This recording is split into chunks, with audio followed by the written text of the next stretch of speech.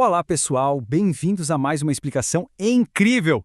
Hoje a gente vai fazer uma verdadeira viagem no tempo. Nossa história não é um conto de fadas inventado, não. É uma aventura real lá da antiguidade, cheia de reis superpoderosos, batalhas épicas e impérios gigantescos. Vamos mergulhar na história do povo de Israel e descobrir como tudo isso começou. A grande pergunta que vai guiar a nossa jornada hoje é exatamente essa. Como um grupo bem pequeno de tribos conseguiu virar um reino super famoso e depois de um monte de reviravoltas malucas, acabou se espalhando pelo mundo inteiro. É um baita mistério, cheio de altos e baixos. Bora investigar isso passo a passo. Parte 1. A busca por um rei. A união das tribos. Para se proteger de povos vizinhos e inimigos que viviam atacando a região, aquelas tribos perceberam uma coisa: precisavam se unir e ter líderes bem fortes. E aqui estão os três grandes reis que construíram esse primeiro Reino Unido. Primeiro, o rei Saul, depois, o famoso rei Davi e, por último, o rei Salomão. Guardem bem esses três nomes na cabeça porque cada um deles tinha um jeito totalmente diferente de governar e deixou uma marca gigante na história. A história conta que um líder espiritual chamado Samuel teve uma missão super importante: escolher o primeiríssimo rei. E ele escolheu Saul, que era famoso por ser um guerreiro muito alto e forte. E olha só que ritual curioso daquela época.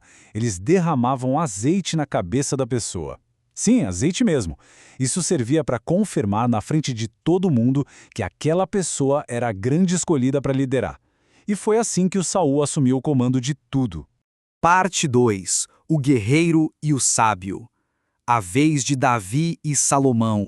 Mas com o passar do tempo, o rei Saul parou de escutar os bons conselhos que recebia. E aí as coisas começaram a dar bem errado.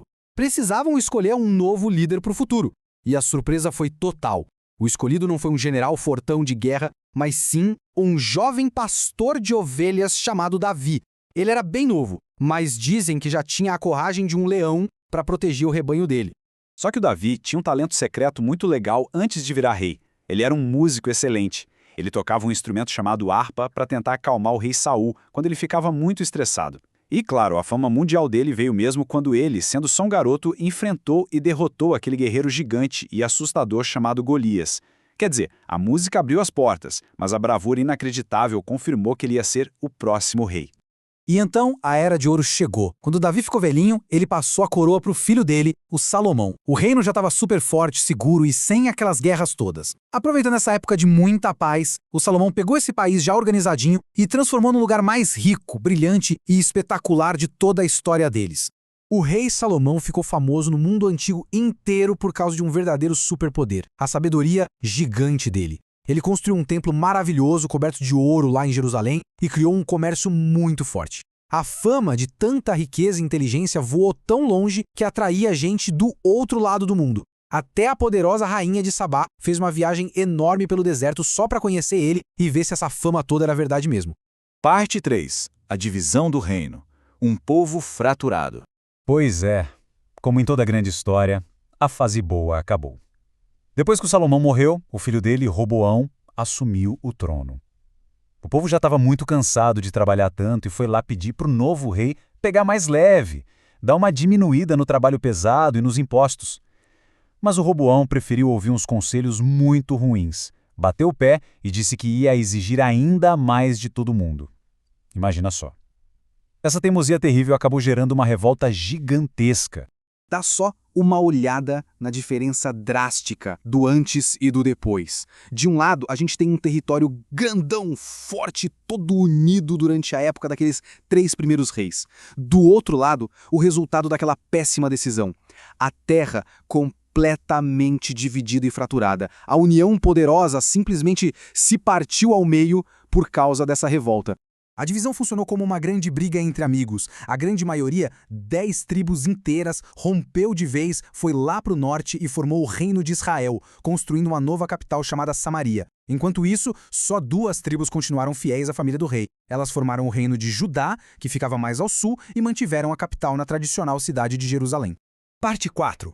Invasões e dispersão. O fim dos reinos. Quando um grupo briga e se divide, ele fica muito mais fraco, né? É igualzinho um time de futebol que não se entende e acaba perdendo para o adversário. E foi exatamente isso que chamou a atenção de impérios vizinhos, que eram gigantes e super perigosos. Primeiro, o Reino do Norte foi invadido. E muito tempo depois, o Reino do Sul também caiu. Eles foram atacados pelo poderoso exército da Babilônia. Jerusalém e aquele templo incrível foram destruídos e a população foi obrigada a marchar como prisioneira para viver muito longe de casa. Quando as pessoas são forçadas a abandonar a própria pátria assim, a história chama isso de exílio. E olha, os babilônios foram só um dos problemas. Durante muitos e muitos séculos, parece que rolou uma fila interminável de invasores superpoderosos tomando conta dessa mesma região. Primeiro os assírios, depois os babilônios, aí vieram os persas, os gregos e finalmente os romanos. Imagina só o cansaço e a dificuldade de viver num lugar onde a cada poucas gerações um novo exército estrangeiro chegava, tomava o controle e mudava todas as regras do jogo. Tudo isso chegou num ponto de explosão durante o domínio dos romanos, como se fosse um efeito dominó em 3 passos. Passo 1. O Império Romano era super durão e cobrava impostos altíssimos. Passo 2. A população não aguentou mais essa pressão e organizou grandes revoltas para tentar se libertar. Passo 3. O exército romano reagiu com uma força esmagadora, destruiu Jerusalém de novo, e isso provocou a expulsão e uma gigantesca dispersão daquele povo por várias outras partes do mundo antigo. Agora vamos dar um salto gigante no tempo, direto para o presente. Vejam só esta vista panorâmica de Jerusalém hoje em dia. É de explodir a cabeça pensar que, mesmo depois de milhares de anos, de tantas invasões, destruições e vários impérios diferentes indo e vindo, a cidade que começou com aquelas tribos antigas e reis como Davi e Salomão continua de pé e super cheia de vida no mundo moderno. E para fechar nossa explicação de hoje, fica uma pergunta super intrigante para a gente pensar junto. Como a história tão antiga desse pequeno pedaço de terra continua influenciando o mundo em que a gente vive hoje? É simplesmente incrível perceber que eventos que aconteceram há milhares de anos ainda ajudam a moldar mapas, culturas e histórias até os dias de hoje. Mantenham sempre essa curiosidade bem acesa, pessoal. Muito obrigado pela companhia em mais essa descoberta histórica e até a próxima!